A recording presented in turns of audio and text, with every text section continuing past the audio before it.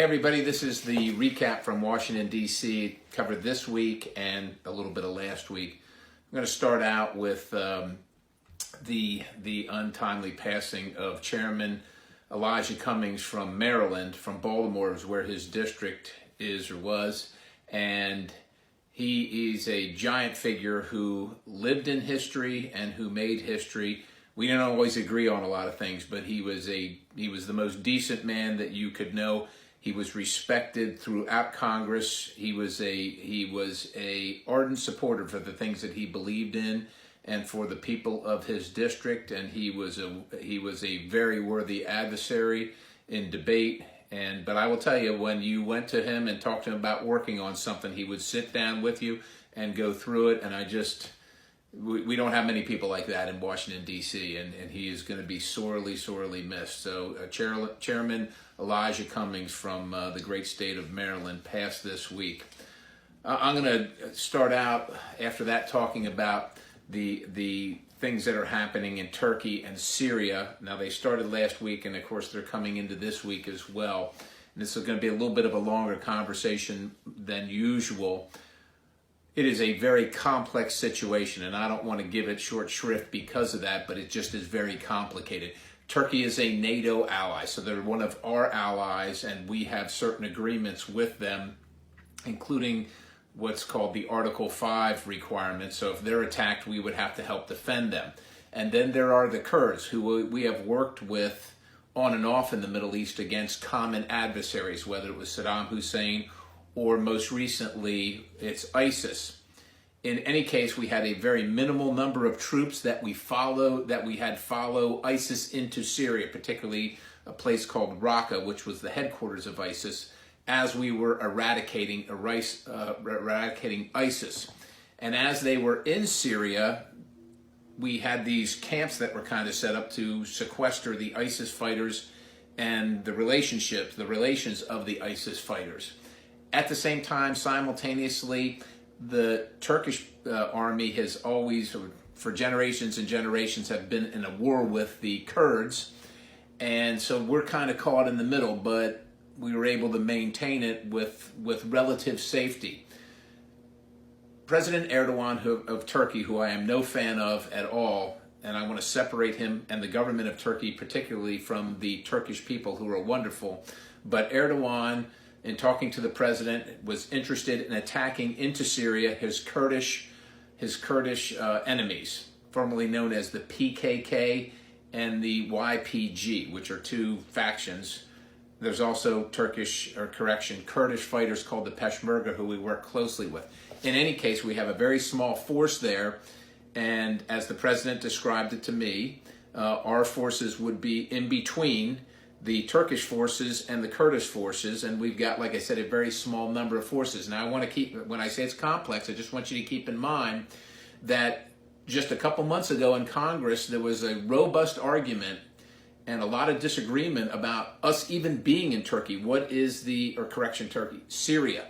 What is even the authorization for us to be in Syria? And I think that's realistic, and I'm very frustrated with Congress not doing its job on what's called the authorization of the use of military force, because essentially we're using one that's 15 years old right now to authorize us to be in Syria, and even that is questionable. We're actually even in the Middle East at this point with troops and so on and so forth. So now, if you fast forward in this situation where Turkey is going to attack into Syria and we're in the middle of it, if you're the president, what do you get? You have just a few really horrible choices. Understand, we have a friend on this side who we have agreements with and we have an allegiance to, and we have a friend on this side who we have fought with and we have an allegiance to, and kind of a bond of honor, if nothing else. And so it's complicated in that fashion. Not to mention the Russians, the Iranians, the Syrians, and Assad, and so on and so forth. Long story short, I think the president had very few options from a military standpoint. We could either reinforce this very small force by sending in more ground troops, but again, who's authorizing that? Or we could stay there and hope that Erdogan doesn't attack, and he might not, and we can try and say, you do this, you're going to be in trouble. But after bodies start coming home of American service members, that's going to be a little too late, or move off to the side and try and work this out, which is where we are now. In any case, that's what happened. That's what is happening. This week we had a vote on a resolution condemning Turkey's aggression against the Kurds. And I will tell you this, the resolution was far from perfect, maybe even far from good. One of my major concerns is these ISIS fighters who us and the Kurds were guarding in these camps. Once we leave and the Kurds have to defend themselves, the ISIS fighters are free to leave and go wherever and do whatever they're going to do. That's a really bad situation that I don't support, and I think that we need to be very mindful of and have a better plan to keep them there. At the same time, it also condemned the president and the president's actions by the very same people that just a few months ago said that the president had no business being in Turkey or in Syria. So part of this is very political, and I want you to know that. Many of my, or at least a few of my colleagues voted present as opposed to yes or no, and I don't really vote present at all except just for a... What does that mean? That means you don't want to take a vote when you're asked to take a vote. That means you don't vote yes, you don't vote no, you vote present.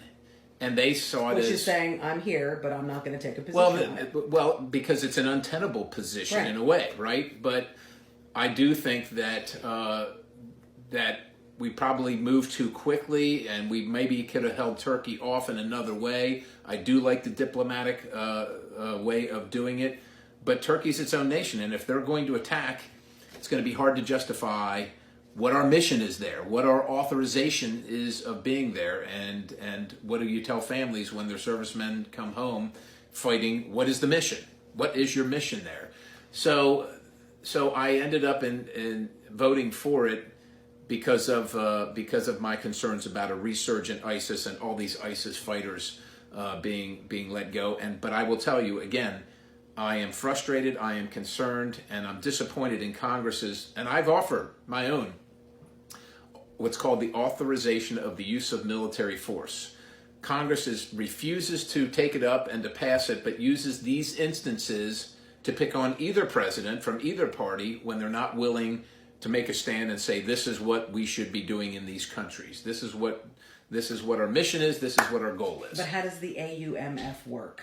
The AUMF, the authorization of the use of military force, tells the president and the people of the United States this is where the president is authorized to send forces, right?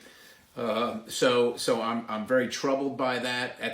I'm just very troubled by that, and I will tell you what else I'm troubled about. This is the United States in here dealing with a lot of European fighters that went to Turkey and Syria to fight with ISIS, and now those countries won't take them back. And I get that they don't want to take them back. These are ISIS, Islamist terrorists. I get that. But then they should at least help out in that buffer area between Syria and Turkey where these ISIS fighters are being held. And of course, they're leaving the United States to hold the whole bag. That's why this is an untenable position that's going to take time to negotiate and to extricate ourselves from. At the same time, we're very concerned for the plight of the Kurds and the fact that many innocent people are probably being killed for the sake of the Marxist PKK fighters and the YPG that are in there. Or also Kurds. They are also Kurds, not all bad, but right. They might be a Kurdish soldier working under the YPG, but the YPG is paid for by the PKK, which are Marxists, all right, and antithetical to the United States. So that's Syria. I want to let you know that over the last couple weeks, including this week, the impeachment proceedings are happening and continuing. So what that means is I spend most of my day as a member of one of the committees of jurisdiction in a SCIF. That's a secure compartmentalized information facility. That's where you go to read, hear, talk about top secret information. Now, I want to tell you that for a couple reasons.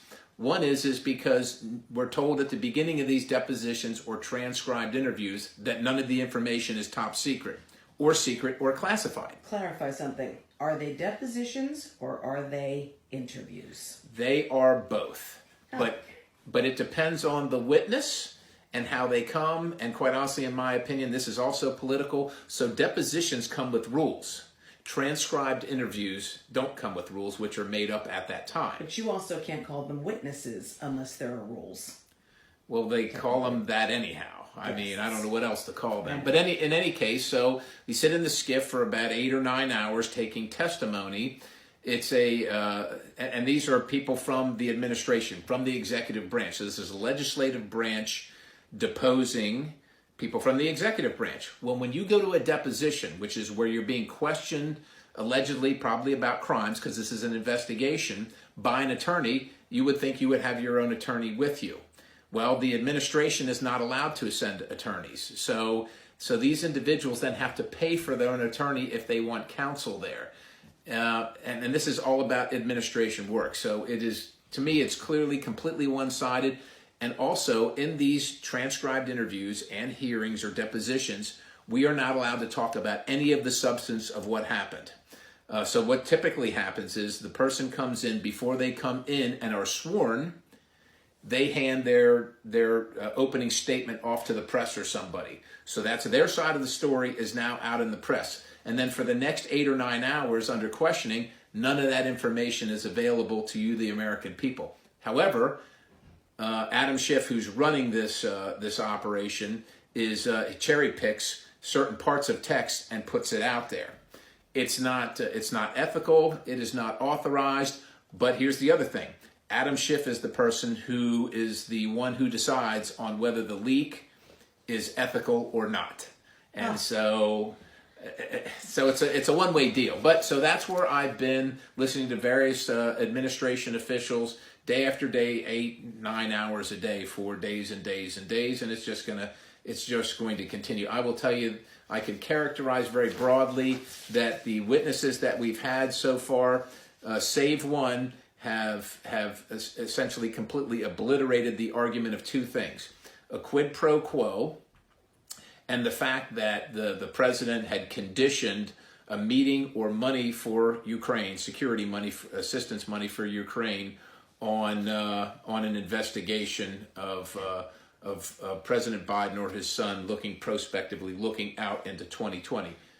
Explain the quid pro quo, what the allegation is that he did. The allegation is from the phone call that the president said to Ukraine, unless you investigate these things, we're not going to give you the security money or a meeting, right? And to me, clearly, when you read the transcript, and by the way, the transcript is the only official recording of the meeting. That is the official recording of the meeting. It is not a summary. There's no tape recording because foreign leaders don't allow themselves to be taped. It is where a stenographer, like in a court reporter, takes down the information, and there are actually multiple ones on this call. On these calls, they take it down, they print it, they type it up, they print it out. That's what transpired in the meeting. And so, just a couple points. At the time of the call, is it July 25th? The Ukrainians had no idea that assistance money was even being held up. And there's a thing called the readout of the call, which is then the press statements afterward from both countries. Neither country acknowledged, that's the United States and Ukraine, that there was any discussion of that. It was more of a congratulatory call about the president's new election and the parliamentary elections. And I would just tell you this: don't take my word for it. It's 5 pages. I encourage everybody to read it. One of the things that troubles me very much is that the chairman of the Intelligence Committee is chairing these impeachment proceedings, and you can see in an intelligence hearing, committee hearing in front of the whole world, where he was allegedly reading the transcript of the president's call with the president of Ukraine, he actually made up a whole other story that had nothing to do with the transcript. And to me, you can't. Here's another thing: you can't do that. You can't lie to the American people and then be the prosecutor. Here's another thing: the whistleblower, so-called, that brought this whole thing to light, apparently that person has been dishonest, as well as Chairman Schiff, about their relationship. And what's important about that is that makes Representative Schiff now a fact witness in the investigation that he is prosecuting. How would you like your kids to be accused of something, and the investigator is also a party to the events? that wouldn't be acceptable anywhere in the United States of America. But anyhow, so that's what happened. Those things happened this week. And because we're doing so much on impeachment, we did very little from a legislative standpoint. Two things. There was 2 Hong Kong resolutions supporting autonomy and blocking China. And one of the things that we're supporting Hong Kong and their independence and their freedom. And we're also saying that if we cannot certify their independence and their freedom, then that has effects regarding financial assistance to Hong Kong and China. So we did a couple bills on that too. And then we also did 2 financial services bill. One you might hear about, it's HR 3624, the Outsourcing Accountability Act. And this essentially was to name, in my opinion, to name and shame publicly held companies in America, because we said if you have over 20 employees, you have to list where they're working. And listen, I will tell you, there's a lot of companies that abuse our system, so I don't have a problem with making them be transparent about it. But I think it'd be better to say how many Americans are working abroad, or even better yet, how many foreigners, because what we're talking about potentially, we're trying to get to allegedly in this legislation is foreigners taking American jobs, or us encouraging American companies to hire foreigners. So to me, it would be better to categorize them that way. Or are these Americans that are working abroad because there's some reason to have them working abroad? None of that stuff was borne out in this bill. And so I saw it generally, particularly as just a regulatory overreach to name and shame American companies, and doesn't really get to the heart and the meat of the subject. So that's the update for the recap for this week. I will just tell you, next week we have multiple impeachment hearings occurring throughout the week. So I suspect legislative business is going to be lacking once again, and I'll be spending 8-9 hours a day down in the skiff listening to testimony. So that's what's happening at Washington, D.C. I just hope you're having a wonderful fall week. God bless you.